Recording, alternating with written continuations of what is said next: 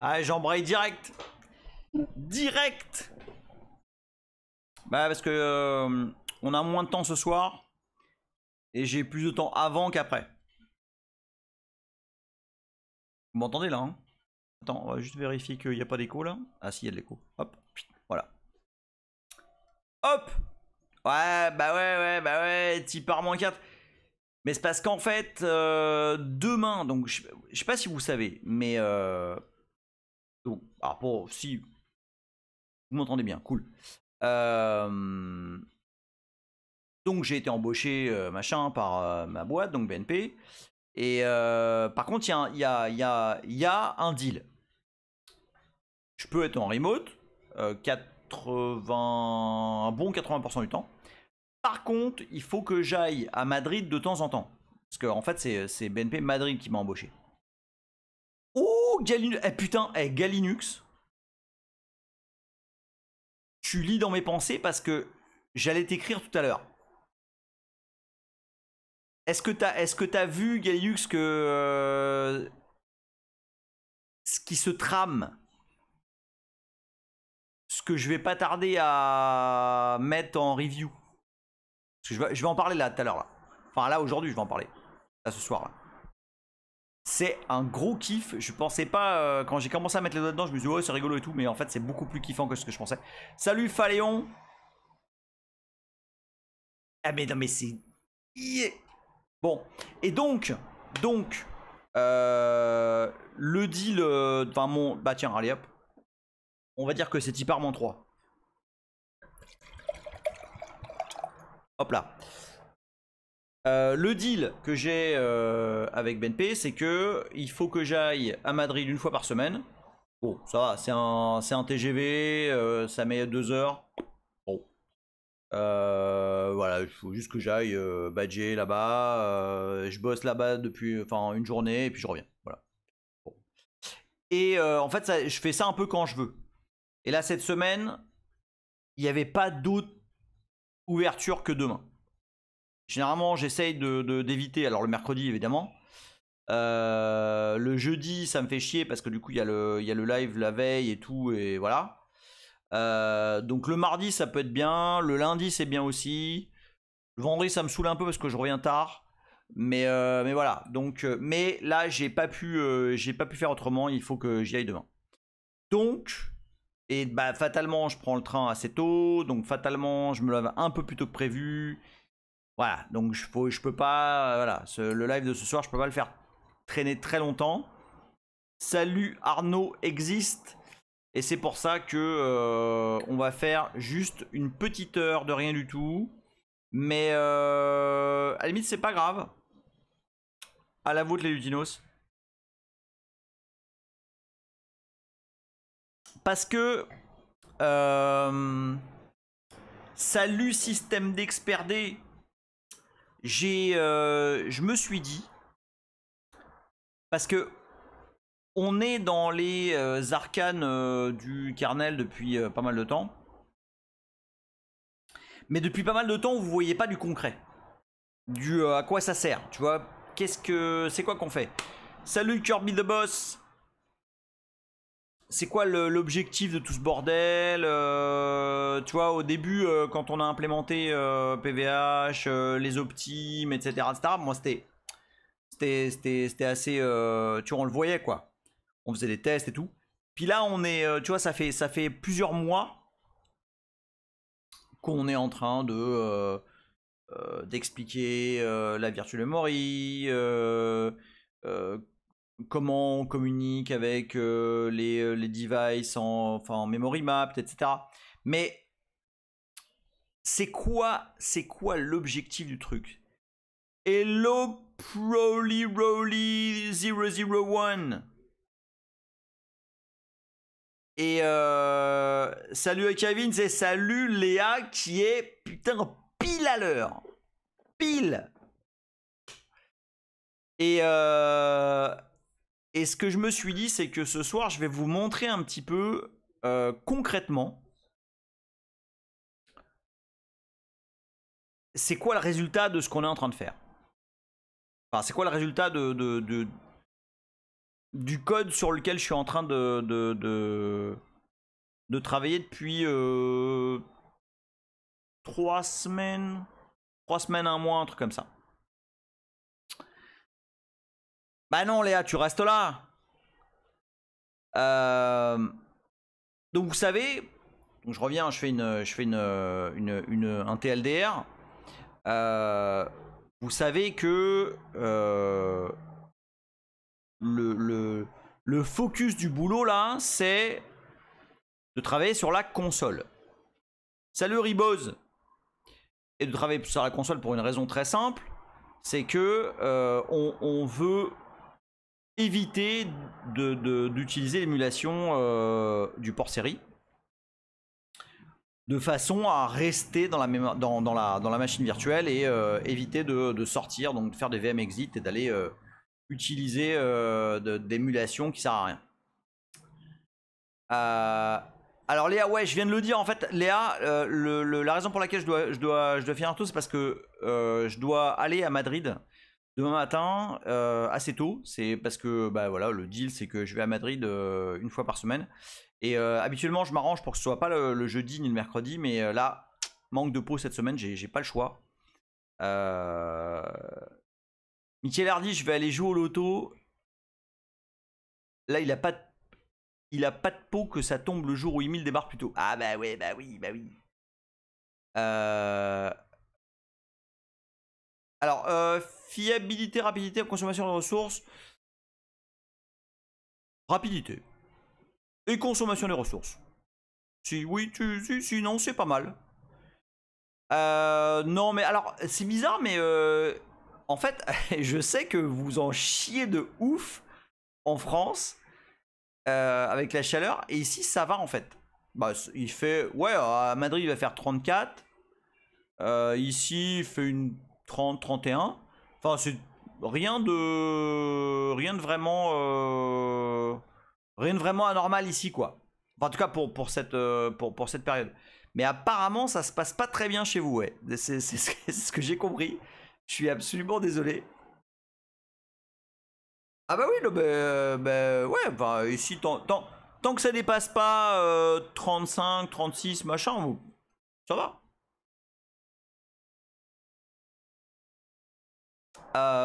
Donc.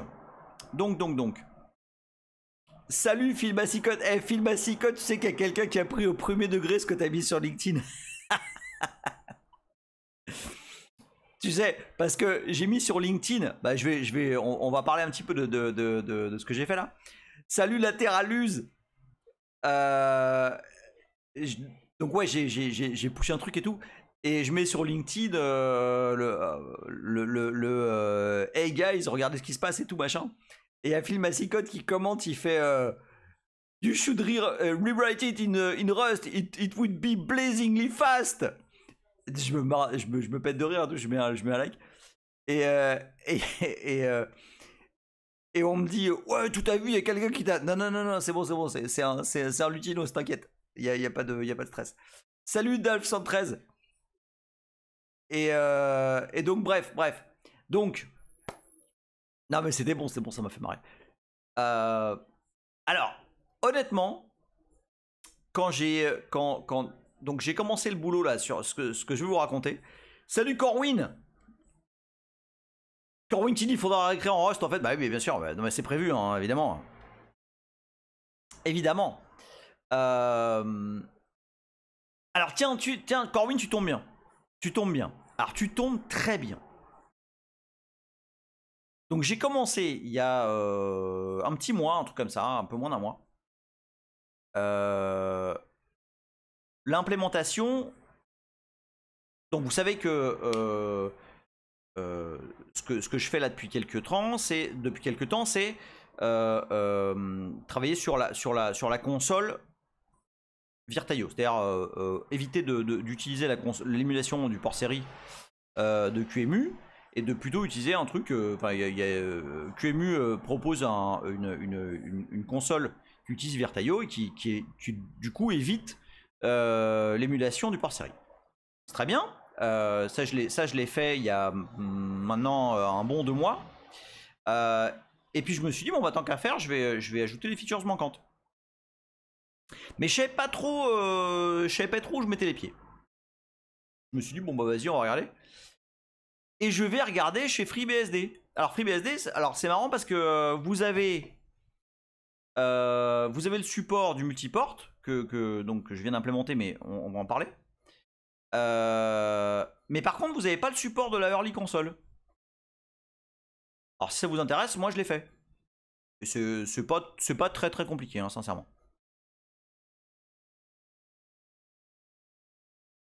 Alors, donc je me dis, bah tiens, puisque FreeBSD ils ont implémenté le multiport, je vais vous expliquer, avant de rentrer dans le détail, je vais vous expliquer un peu ce que ça fait. Le fameux multiport, parce qu'au début tu te dis, bof, c'est quoi l'intérêt et tout.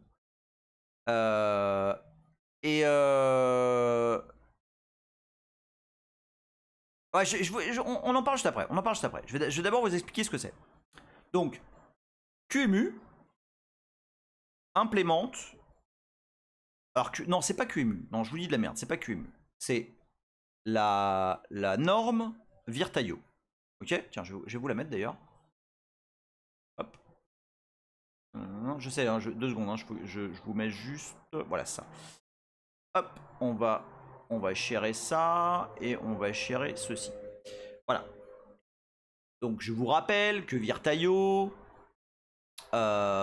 c'est un standard qui permet de partager entre le host et le guest des ressources de façon beaucoup plus légère qu'avec de l'émulation pourrie qui fait sortir de la VM, etc.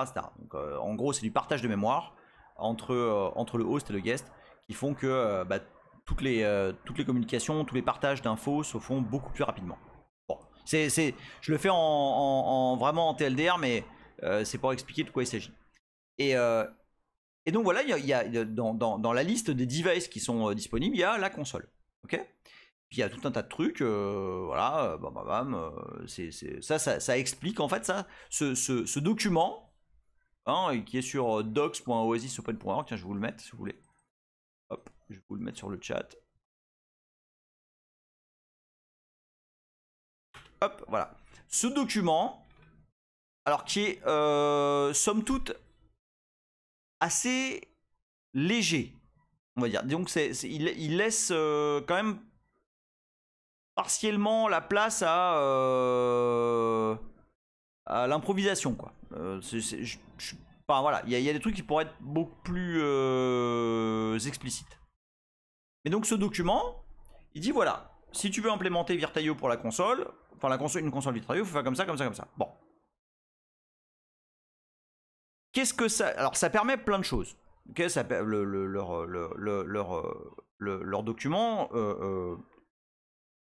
vous explique comment implémenter plein de devices Virtaio. Et sur la console, moi à la base, tout ce que je voyais, bon bah ouais, ça permet de ne pas utiliser le port série émulation, port ISA, machin, port com, etc. Et rester sur la couche Virtaio. Donc, très bien. J'implémente un truc qui permet d'avoir la console quand le kernel boot, parce que Virtaio met en place un truc pour ça.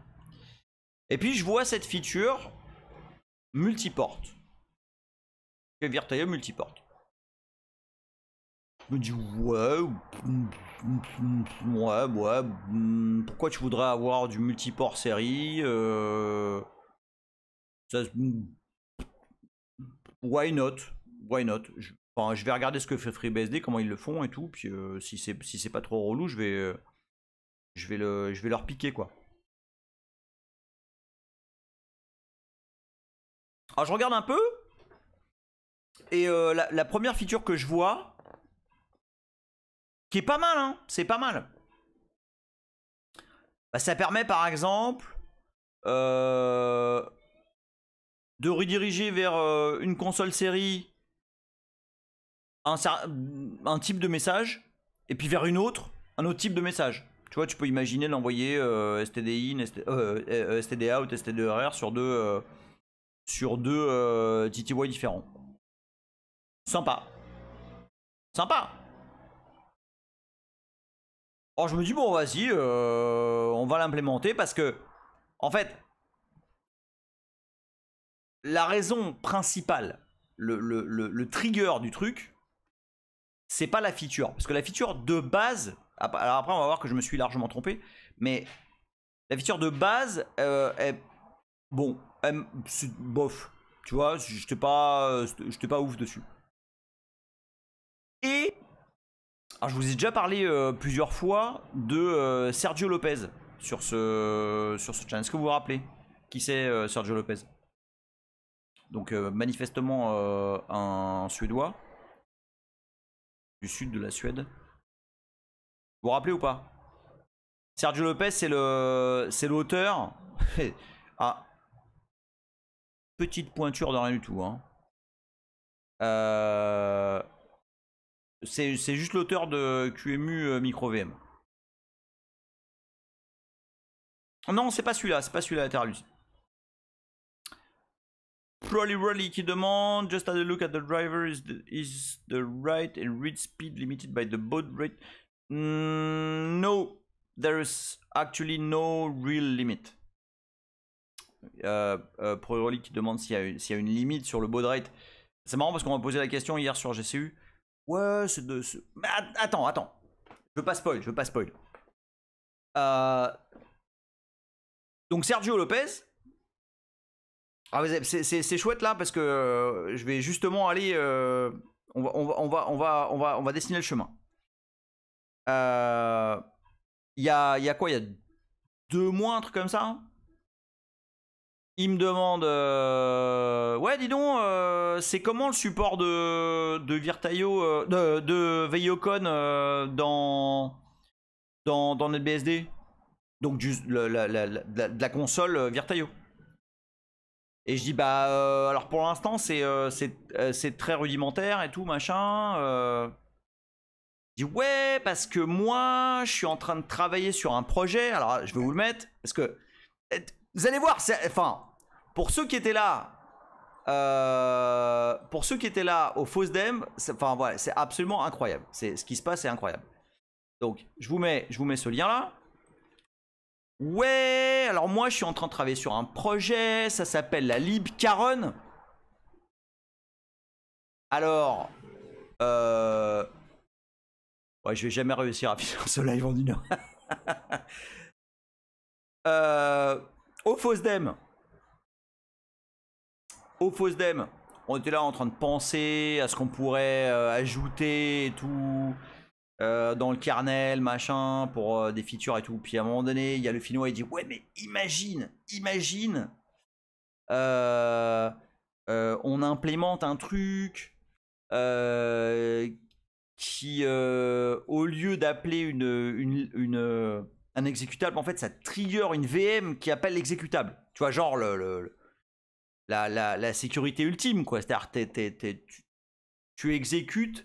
En fait, à partir du moment où tu as réduit ton temps d'exécution de VM à moins de 10 millisecondes, comme un certain OS le fait, depuis pas très longtemps, bon, bah tu peux te dire, ok, c'est négligeable. Je peux exécuter n'importe quoi dans une VM finalement.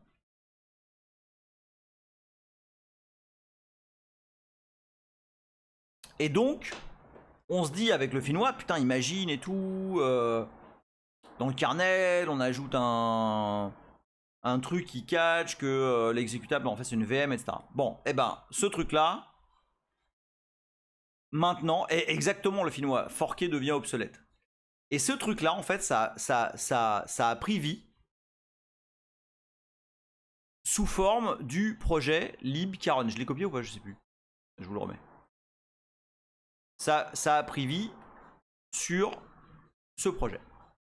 C'est la libcaron. Et en fait, c'est exactement... Salut le cuiller. C'est exactement l'objectif de cette lib. C'est-à-dire que au lieu de passer dans le mode habituel, tu fork, machin, tu copies, enfin bon. eh ben, tu exécutes une machine virtuelle. Et sauf que les temps de load, et c'est là où ils sont très intéressés par NetBSD maintenant, les temps de load étant tellement faibles,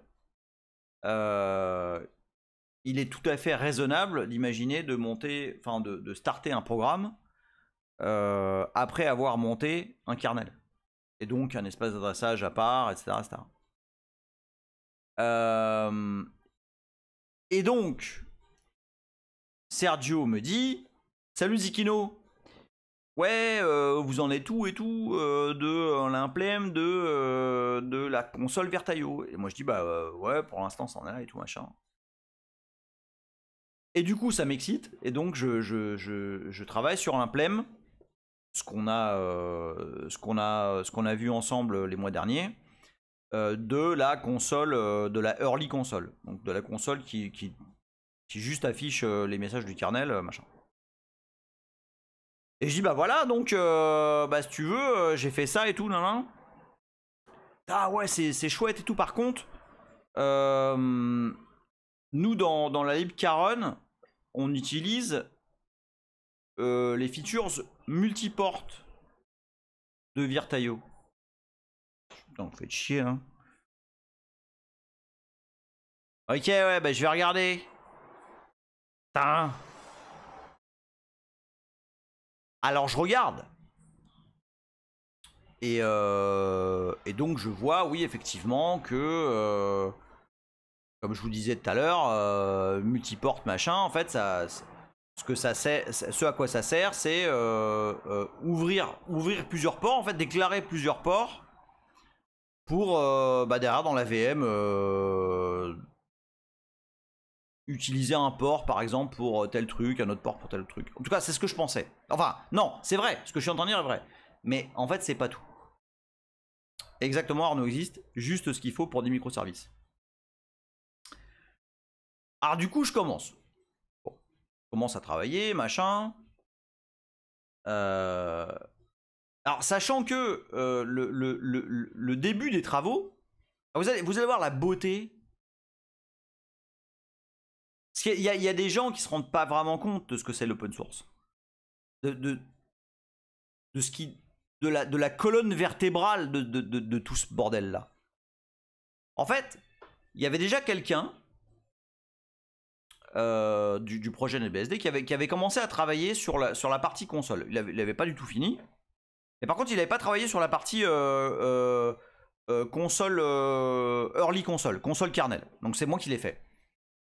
Lui, il avait travaillé sur la partie console lorsqu'une fois que tu as booté, quoi. Donc j'ai repris ça. Et puis quand Sergio me dit ouais, machin et tout, on utilise le multiport, etc. Je dis bon bah ok, bah je commence à regarder ce qu'a fait FreeBSD. Ouais, enfin, vous voyez comment c'est beau. Mais attends, c'est pas fini. Et donc là, je regarde le code de FreeBSD.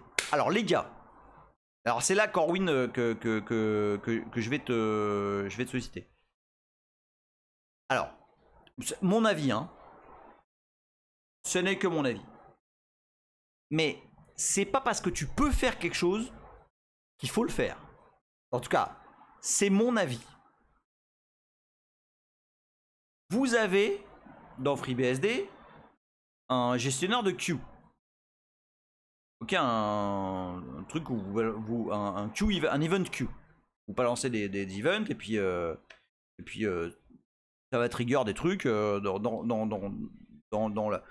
C'est quoi? Non, c'est pas KQ, c'est event queue. Non, c'est pas la KQ. Et alors c'est chouette.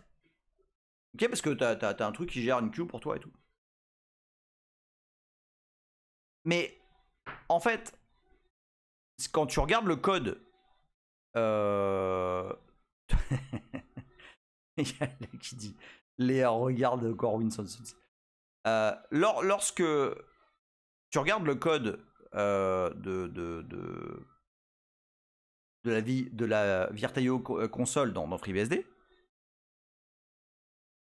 le mec dit, je sais pas si c'est un mec ou une meuf d'ailleurs, Bon, il n'y a pas vraiment d'éléments bloquants dans la control queue, je vais en reparler juste après, de la Virtual Code, mais bon, c'est plus simple d'utiliser la event queue de FreeBSD. Alors, après, moi je suis, enfin voilà, je suis naïf et novice, hein. C'est parce que votre code il se divise genre par 3. J'aime. Alors c'est bien hein, de découper les trucs. C'est d'avoir des petites fonctions qui font machin. Mais là c'est abusé. Là c'est juste un abus total. Là, mais votre code il est. Enfin tu sais la scroll bar elle est petite comme ça là. Et t'es là mais pourquoi tu. Bon, il y a sûrement une raison et c'est probablement moi qui me trompe et tout. Mais votre code est particulièrement pénible. En tout cas, sur cette feature là, il est particulièrement pénible à lire. Donc, j'ai pas du tout fait pareil. Néanmoins, non mais alors attends, blague à part. Néanmoins, il y a des trucs qui m'ont aidé hein, dans le code. De la Virtual Console FreeBSD. Il y a des trucs qui m'ont aidé. Typiquement, il y a des petits commentaires qui ont été très life saving pour le code du truc. Mais en tout cas, ma vision du truc, c'est qu'il y a beaucoup trop d'étages et que du coup, enfin, je sais pas. Je trouve que ça rend le code plus complexe qu'il ne devrait.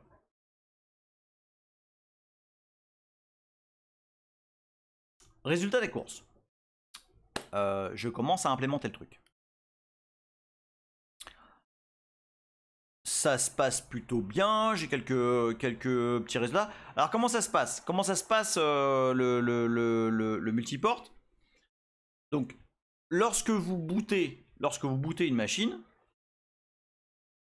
sous-entendu une machine Unix, enfin on va pas parler de choses, de choses sales. Lorsqu'on boot une machine Unix, on a une console, ce qu'on appelle la console. D'accord, qui affiche l'output du boot, d'init, ce genre de choses. D'accord? Jusque là, pas de problème. Tout le monde me suit? Ouais. Hein, la fameuse console, hein, ce qu'on appelle la console. Flashbios, je t'ai pas fait des bisous, salut Flashbios.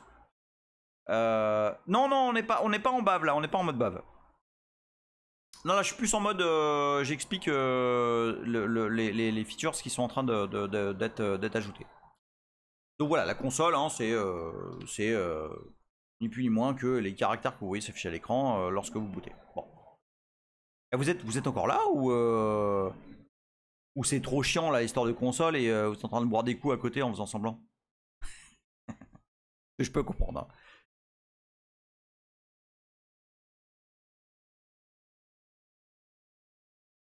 Donc voilà, donc quand on boot, il y a une console et tout machin. Bon.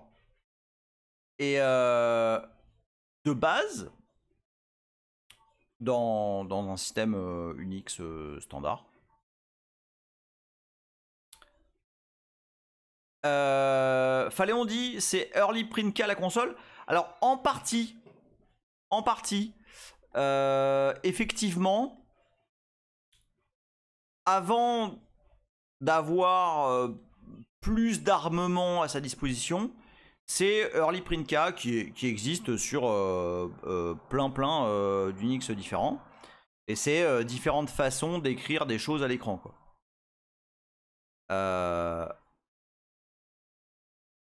Et donc, cette console-là, de base dans un système standard, bah voilà, il y en a une. Okay. Et elle affiche ce qui se passe. Bon. Avec le multiport, on peut avoir plusieurs consoles pour plusieurs utilisations. Alors, par exemple, on peut se dire qu'on va balancer un type de message sur un port. Et puis un autre type de message sur un autre port. Ça peut être pratique. Ça peut être pratique. Et donc ça, bah, bon, je commence à l'implémenter. Et puis je galère sur un truc. Parce que, donc, à un moment donné, on va parler, pas maintenant, parce que ça va être assez long. On va parler de DMA. Est-ce que vous savez de quoi DMA est l'acronyme? Vous savez au moins quel est l'acronyme? Voilà, Direct Memory Access, absolument. Et ben je vais vous dire un truc. Non mais élève Corwin, tu triches.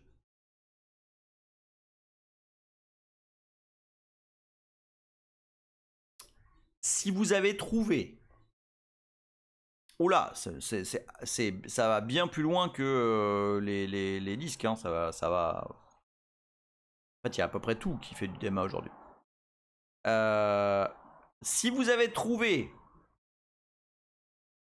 que la série sur la mémoire virtuelle était compliquée, je vous conseille de tourner autour de chez vous et de rechercher un vendeur de cocaïne pour quand on va démarrer l'explication de comment fonctionne le DMA. Parce que, alors c'est absolument un mini proc interne, Lundor, absolument. Salut Lundor. Oui, non, parce que là c'est... Non, là, brûler des poulets, tout ça, ça sert à rien. Salut Fiat Minimis. Voilà, exactement, Corwin, Scattergather et encore et encore. C'est, je pense, un des trucs les plus merdiques à faire en low level, si on peut dire, qui m'ait été donné. Est-ce que j'ai des pilules de... Alors honnêtement, j'ai galéré, hein, j'ai galéré. Je vais pas vous mentir, hein, j'ai galéré. J'ai galéré. Et alors justement, c'est là où je reviens je rebranche sur la beauté de l'open source. C'est que donc je suis en train d'implémenter ça, le fameux multiport. Et il se trouve que multiport, comme les autres features de Virtual utilise le DMA. Mais ça utilise un truc en particulier qui est lorsque tu utilises la feature multiport de la console Virtual, ça pop-up un nouveau canal de communication entre le host et le guest qui s'appelle le control channel. Le control channel envoie, comme son nom l'indique, des informations entre le host et le guest. D'accord, il y a un canal de communication qui s'établit. Bon, en gros, c'est de la mémoire mappée. Et cette mémoire mappée, alors je sais pas ce que tu veux dire par end-to-end, mais c'est oui, le host cause avec le guest sur un espace mémoire qui est partagé entre les deux. Ah non, c'est pas du tout encrypted, hein. Pas du tout. Et en fait, via ce port, l'un et l'autre s'informent.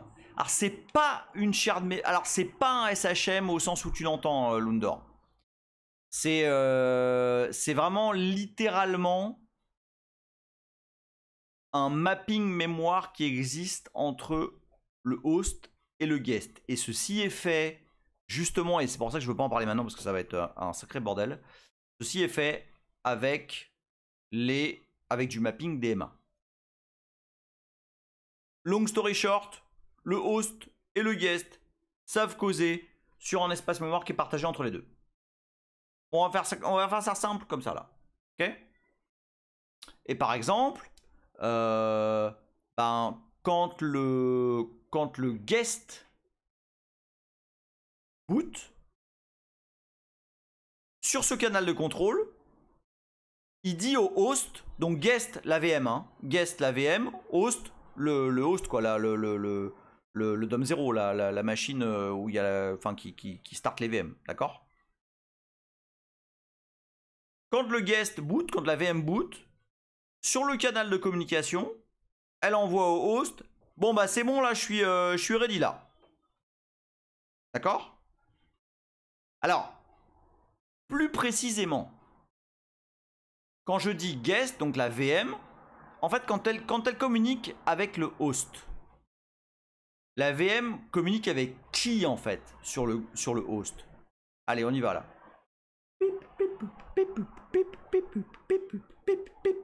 Non, non, non, non. Qui, d'un point de vue... Alors, elle communique via Virtaio. Via Virtaio. Mais avec qui? Qui reçoit? Alors oui, c'est le VMM. Oui, tu as raison, l'UQI. Il est le QI. Mais qui est le VMM? on va réussir, je vous le dis. Et absolument, bravo Frank Underwood, bravo FlashBIOS FR, bravo Ilucuyer et bravo Phaléon. C'est tout à fait QEMU. Alors c'est QEMU Zikino, c'est pas KVM. KVM a un autre rôle dans cette histoire-là. Et c'est tout à fait QEMU le VMM. Le Virtual Machine Manager. Et donc... c'est pas mal ça, là, vous faites plaisir là. Là, vous me faites plaisir là. Le guest dit à QEMU, ouais, c'est bon là. Moi je suis ready. J'ai monté ma stack de Virtual Console. Vas-y, envoie la stuff. Or, QEMU. Salut Shpomob. QEMU. Vous l'avez starté en disant, bah voilà, moi j'ai une console sur le port machin, etc. Yes?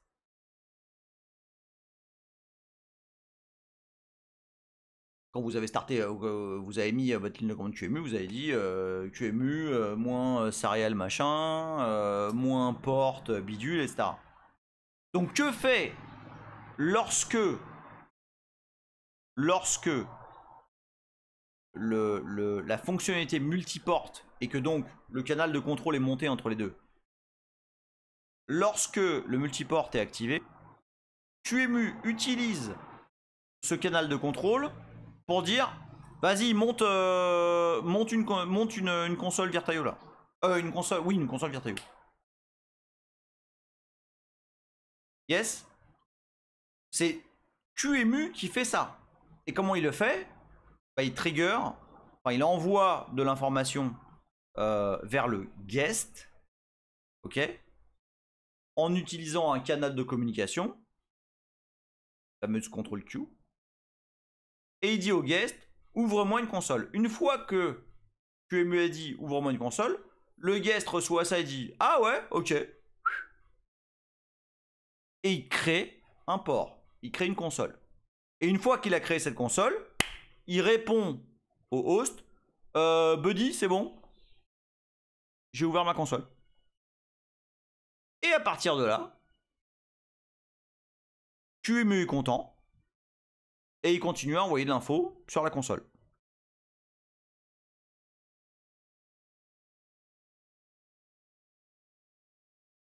Lorsqu'il n'y a pas la fonction multiporte, donc là je viens de parler de lorsqu'il y a un canal de contrôle entre les deux, lorsqu'il n'y a pas la feature multiporte, il n'y a pas tout ça. C'est-à-dire que QEMU va considérer que, ok, le guest que je suis en train de booter, c'est un peu Forest. Il a pas tout ça. Donc ce qu'on va faire, c'est qu'on va juste lui balancer des trucs sur la console standard et fin d'histoire. Et il sait pas gérer les canaux de contrôle et tout, c'est pas grave, il est un peu teubé. Donc on va rester sur une console. Mais là où c'est stylé, alors il y a... Non, on parle pas d'un port réseau, on parle d'un port console. D'un TTY. Non, non. Attends. Attends, parce qu'on... Ça va devenir plus rigolo dans pas longtemps. Tiens, je vais vous montrer un peu là. Hein, on va montrer un peu ce que ça donne. Où est-ce que je suis là? Je suis là. Alors attends. Parce que, alors, pour le coup là, c'est c'est même pas que c'est frais et que ça sort du four. Hein, c'est que c'est à peine. Non, attends, hop, on va faire kernel égal. Normalement, ça c'est prêt. Et on va dire 2 secondes. Hein. Alors, là, pour le coup, vraiment, hein, c'est du frais de ce matin. Donc, hop. Alors, on va voir. Je vais vous chérir là. Là c'est sans filet, sans filet. Hein. Salut Toine. Alors, Toine, pour que tu saches, il reste 23 minutes de live. Parce que demain, il faut que je parte très tôt à Madrid. Donc j'ai très peu de temps. Et donc ce soir, exceptionnellement, le live va durer une petite heure. Voilà. Donc je vous mens pas. Hein. Vous allez voir, ce truc-là, il date d'il y a très peu de temps. Là, ça c'est ma pause déjeuner, ça. 13h30, tu vois. Alors, on va booter. On va faire un truc. Voilà. Alors j'ai tout qui est là. Bon, je triche un peu parce que on va pas refaire ça from scratch. Là, je vais vous mettre une petite commande QEMU. Donc, alors, on démarre le kernel machin en mode micro VM avec tout ce qui est émulation désactivé en utilisant l'accélération KVM. Et là, ce qui va être sympa, c'est ici. Alors attends, par contre, je vais revenir, je vais mettre juste maxport égale 2. Je vais vous montrer un truc là. Hop. Qu'est-ce que...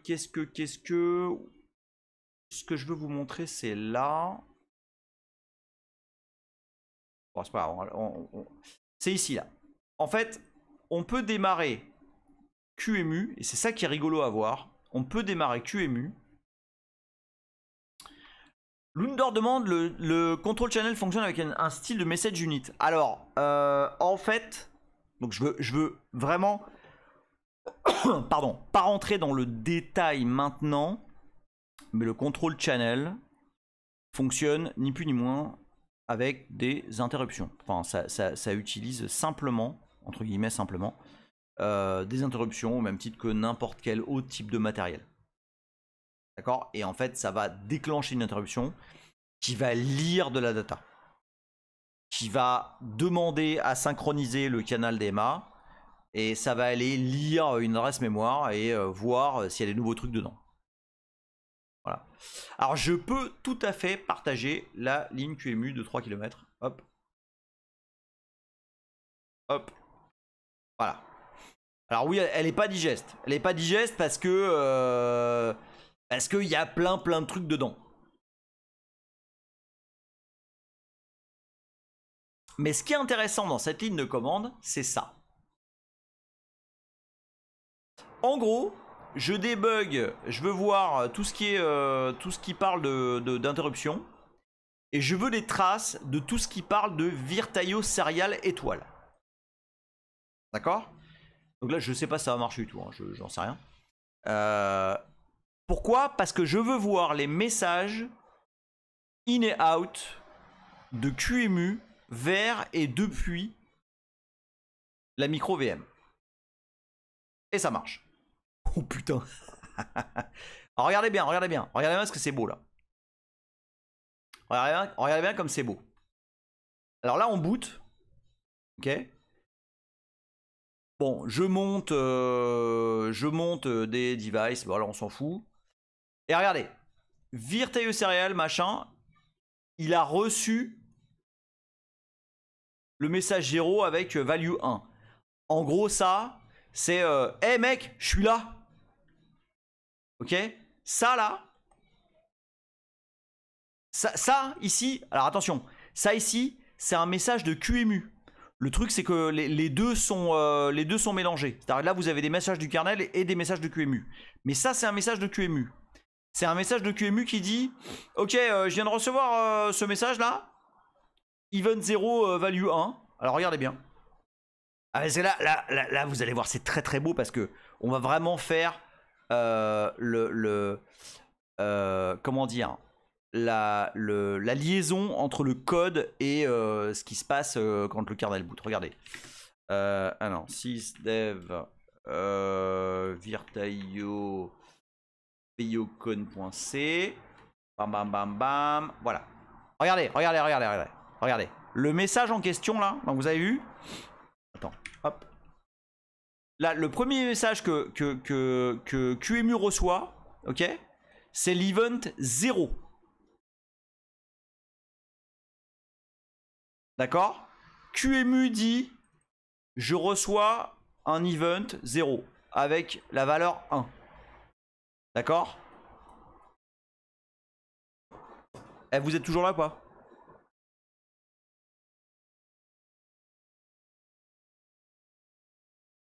Il y a Flashbuzz qui dit qu'il est en orbite.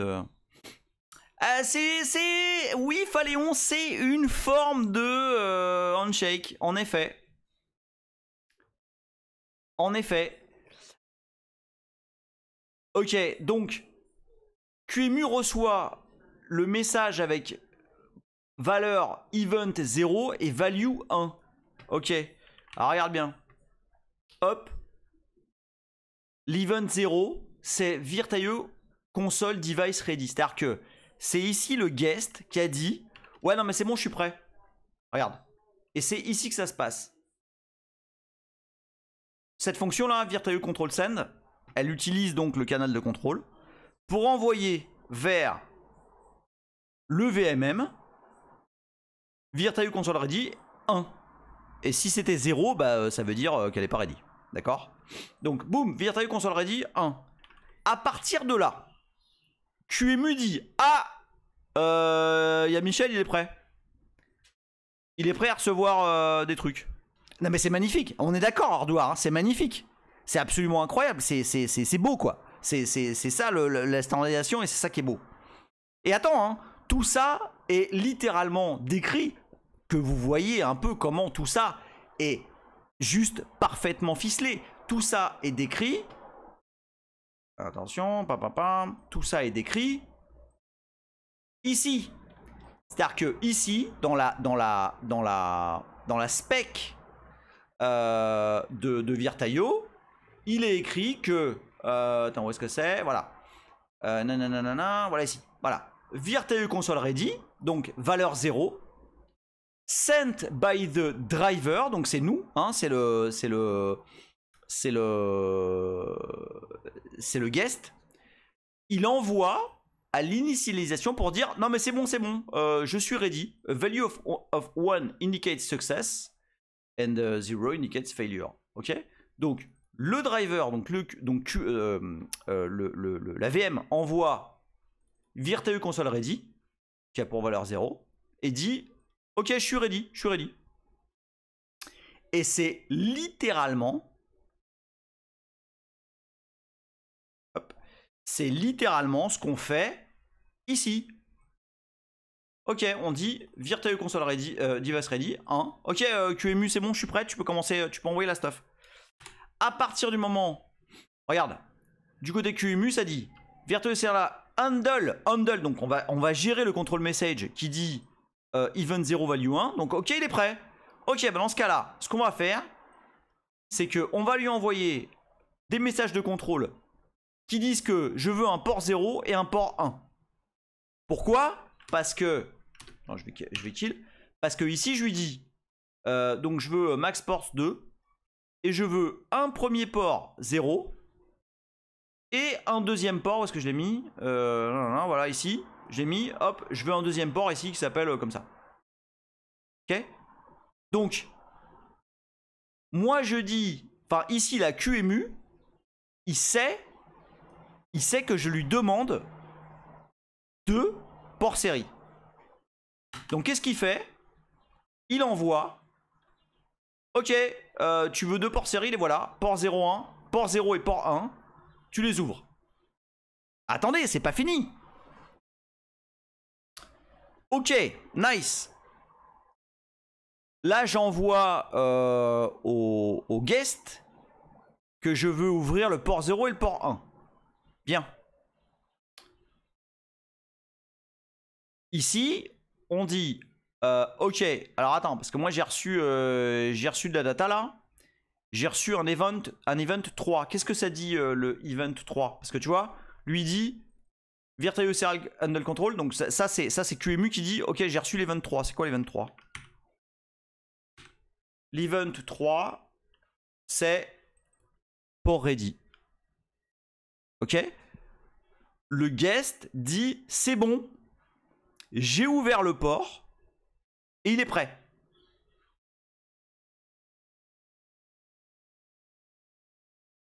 C'est magnifique. Enfin, c'est quand même beau. C'est-à-dire que là, ici,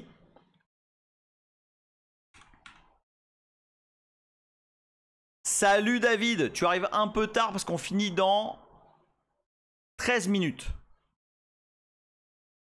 Oui, j'ai dit le live de ce soir va être court, mais intense. Parce que demain, il faut que je me lève encore plus tôt que d'hab. Donc, voilà. Donc, hop, on envoie au VMM.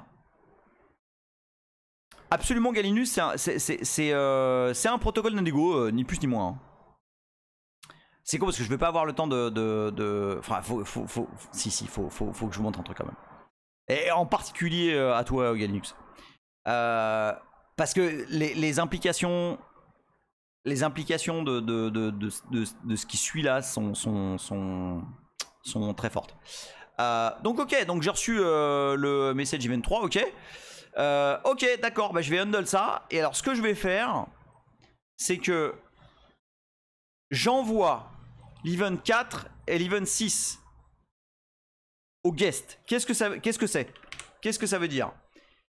L'event 4 dit ok, c'est un port console. Ah, bah ouais. On est en train de dire au guest, ok, le port que tu as ouvert, c'est un port console. Boum. Donc c'est la valeur 4. Hop. Qui est exactement ce qui est envoyé ici. Ok. QEMU envoie la valeur 4 pour dire ouais, non, c'est un port console. Et il envoie la valeur 6 qui dit c'est bon. De mon côté aussi, le port est ouvert. Et à partir de là, c'est bon. Le port 0, il est ready. On fait la même chose avec le port 1. Et voilà. Hop, on a une bonne petite console des familles qui fonctionne. Hop, en lecture, en écriture. No problemo. D'accord? Ok, maintenant, je vais aller... J'accélère un tout petit peu parce que je veux vous montrer ça. Comme j'ai dit, le multiport permet d'ouvrir plusieurs ports série. Mais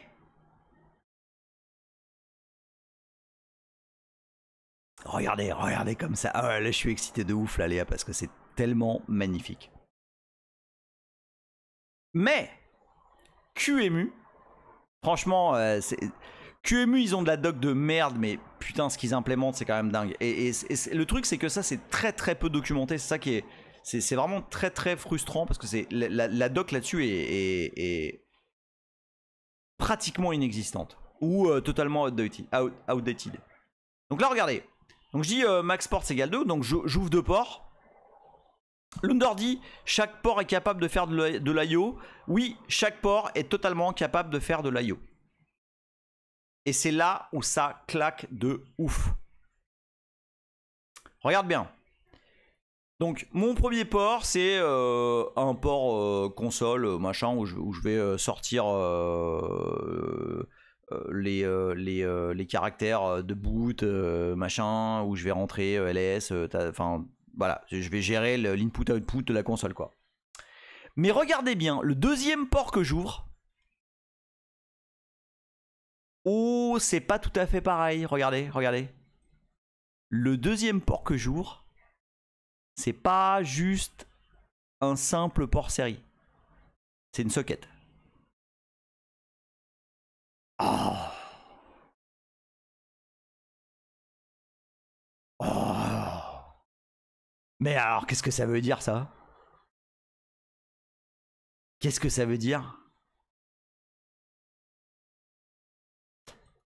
Donc ça veut dire que là, sur le host, dans /tmp/foo, c'est absolument le socket. Et c'est absolument du partage, Lundor, t'as trouvé. Je vais ouvrir une socket qui va permettre de communiquer entre le guest et le host à travers une socket Unix. En fait, ici, donc là je suis dans le guest, d'accord? Là, je vais aller sur le host. Voilà, ici. Et regardez. Oh, effectivement, j'ai ouvert une socket. Alors, c'est pure mémoire. Si la communication se fait via de la mémoire mappée, mais le résultat se retrouve, enfin en tout cas est mappé sur le host dans une socket où ça peut être n'importe quoi, enfin n'importe quoi, pas n'importe quoi, mais ça peut être d'autres choses. Mais là en l'occurrence, moi ce qui va m'intéresser là, c'est la socket. Parce que regardez bien, là je vais faire SO4 TMP foo. Je vais juste écrire ce qui va arriver dans foo sur stdout. D'accord? Ah, c'est tellement de la grosse palle. C'est de la grosse palle. Et là, en fait, j'ai créé...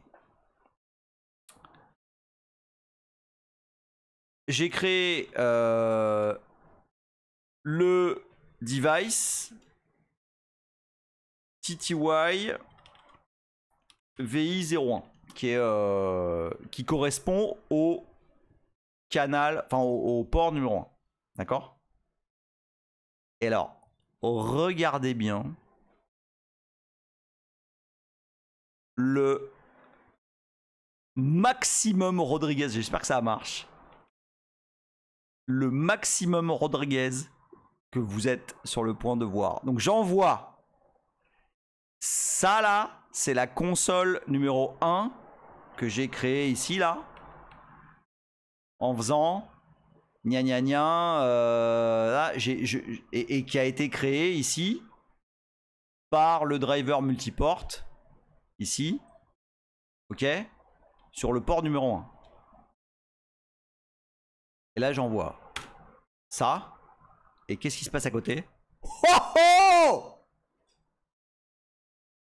Maximum Rodriguez!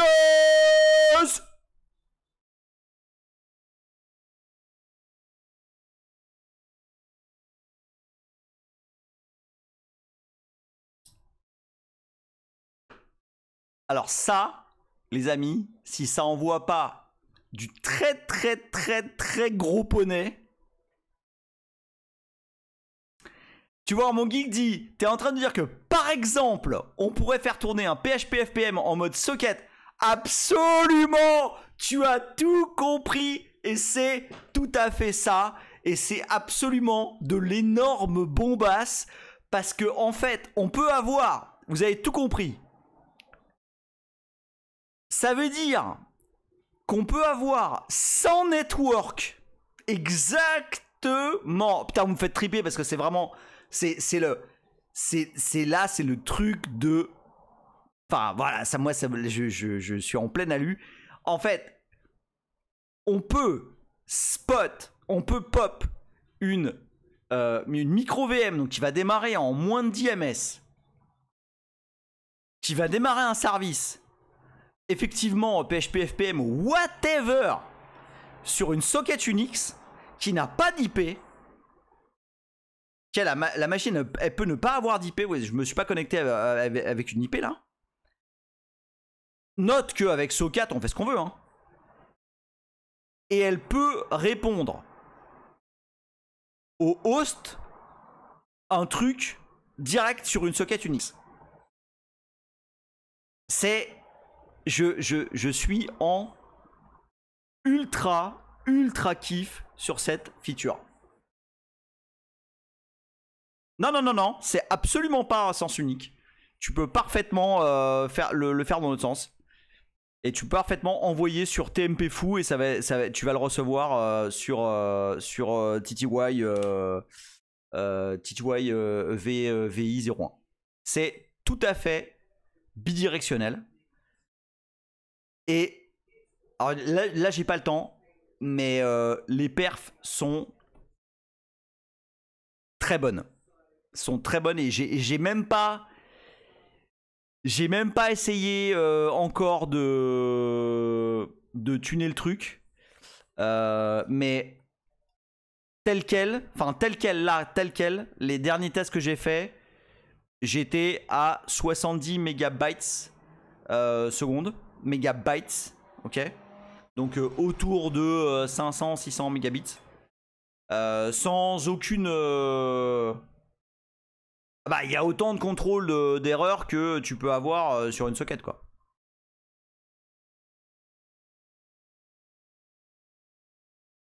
Kevin, ce qu'il dit, tu peux dire un exemple de ce qu'on peut envoyer comme données?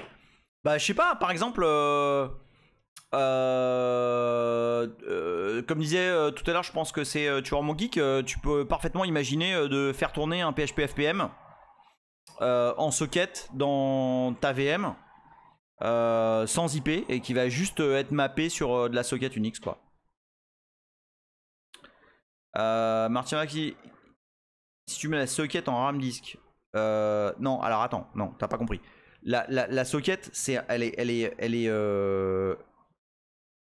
est mappée au device, enfin non, pas au device. Elle est mappée à QEMU, elle est mappée au MMIO. Ok, y a, enfin, RAM disk, ça va absolument rien changer là. Quitter celui qui dit mais qui passe par la norme Serial? Serial, c'est juste pour dire que ça utilise un protocole, quoi. Mais en vrai, ça n'a de Serial que le nom, en fait. Tout ce que ça fait, tout ce qui se passe là, entre le guest et le host, enfin entre le host et le guest, le host et le guest, c'est envoyer de la data sur les virtues, sur un système de partage entre le guest et le host sur une zone de mémoire partagée. D'accord, c'est tout. Donc en fait, tes perfs sont fatalement ultra bonnes parce que tu fais rien de plus que partager de la data. Et c'est tout le fondamental de Virtaio. C'est que tu échanges de la data entre le guest et le host, non pas en émulant quelque chose, mais en transférant de la data sur de la mémoire partagée entre le guest et le host, ni plus ni moins. Les Lutinos, je suis absolument désolé de devoir close ce live parce que, enfin, je pense que vous avez compris que c'est un gros kiff. Non, c'est pas un fichier, Marty McFly, c'est une socket. C'est une socket. Ou un socket. Moi, je dis une socket, mais ça marche aussi. C'est absolument comme Slashdev. Oui, c'est pratiquement comme Slashdev. Ça ouvre la porte à énormément de fun. Il y a tellement de possibilités là-dedans. Voilà. Écoute, Galinux, j'ai trop hâte. Il faut que je parle de toute la partie DMA, etc. Mais c'est vraiment très cool. Et enfin, imaginez 2 secondes ce qu'on peut faire avec ça. Et il y a, enfin voilà, il y a quelqu'un qui est très intéressé par le truc, qui fait un programme en Go, qui veut utiliser. Enfin, bref. Voilà pour ce soir. Je vous fais des gros bisous. Je suis absolument désolé de devoir closer aussi vite. Surtout après autant de kiff. Non, il n'y a pas de VM Exit justement parce que on est en full Virtaio, on n'émule rien, donc on ne sort pas de la VM. On est absolument dans du partage de mémoire, ni plus ni moins. Je suis désolé, je ne peux pas rester plus longtemps. Je vous fais des gros bisous. On se revoit la semaine prochaine. Et gros bisous lutineux. J'espère que vous avez catché la substantifique moelle de tout ce bordel, mais qui promet d'être assez chouette. Gros bisous, bonne soirée, ciao ciao. Et demain je suis à Madrid.